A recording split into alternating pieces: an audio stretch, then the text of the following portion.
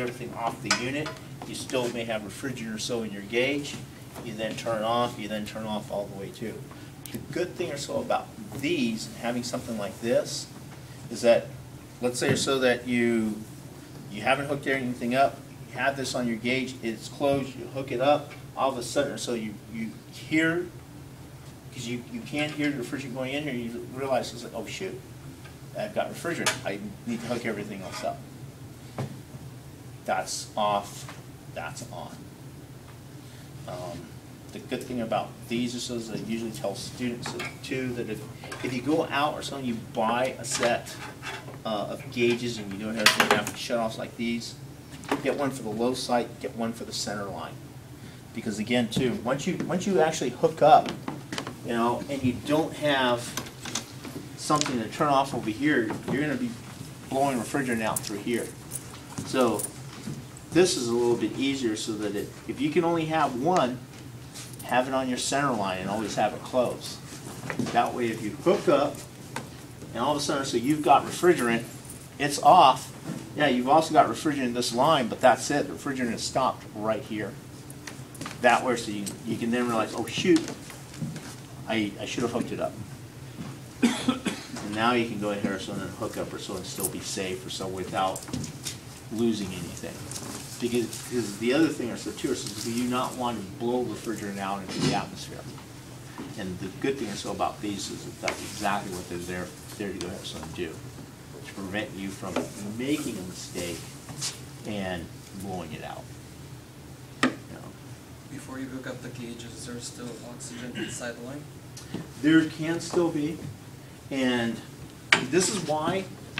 And again, you'll see this so with refrigeration techs other than AC techs, is that you, regardless of when you're actually using this, as we go ahead and we pull refrigerant out through here, you're still going to have residue refrigerant so inside your lines. So if this is R22, we're only using R22 gauges. Now, for the most part, air conditioning companies and air conditioning guys, if you're doing residential, it's almost all going to be R22. A lot of times, students, you may also get the call to, hey, can you fix my refrigerator? Can you go ahead and look at this unit too? That unit still may have 134 or 404A, some other refrigerant. Well, the AC Allen has one gauges.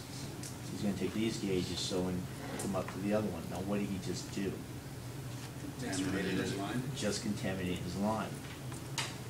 And so if he was, even if he just, so he went here so he did a recovery on 134, did it no problem, then was going to the next job, it's an R22, he's just checking.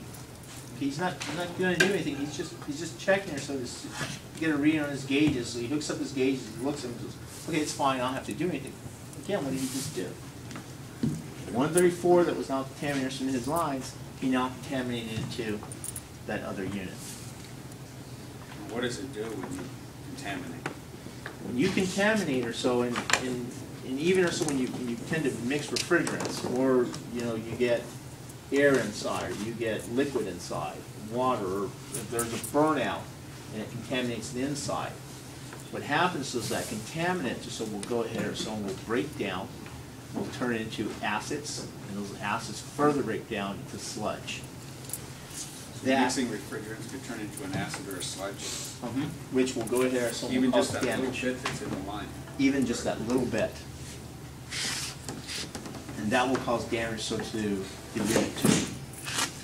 Sludge is one of those things so where once you start getting sludge, if you got sludge into the lines, what happens is sludge will work its way into the coils and will stay in there.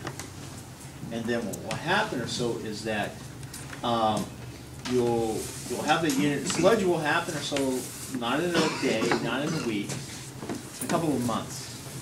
So you've contaminated it, already starting to break down acids. 6 to 8 months later, now you've got sludge in the system. So it may not even now be that same guy. It could have been another guy or a different company. So now they come by or so. The call, what happens is when you have sludge, the call is going to be so that it's not cooling. So you're going to get out, you hook up your gauges, the unit's going to be running, you're going to be low. So you're gonna look at your gauges, it's not cooling, I'm low, so I'm low on charge, so what do? Some more refrigerant. Put more refrigerant. In fact, it's not low. In fact, it's not low. So now the tech's gone in here, so it's added more refrigerant, it's gone in there, so look at his gauges, okay, I'm fine now, and he leaves. But is it cooling? He'll start to go here some cool, but then so that added refrigerant, so he's added, so it's now causing stress to the system, and we'll go here so and we'll break down and cause more sludge.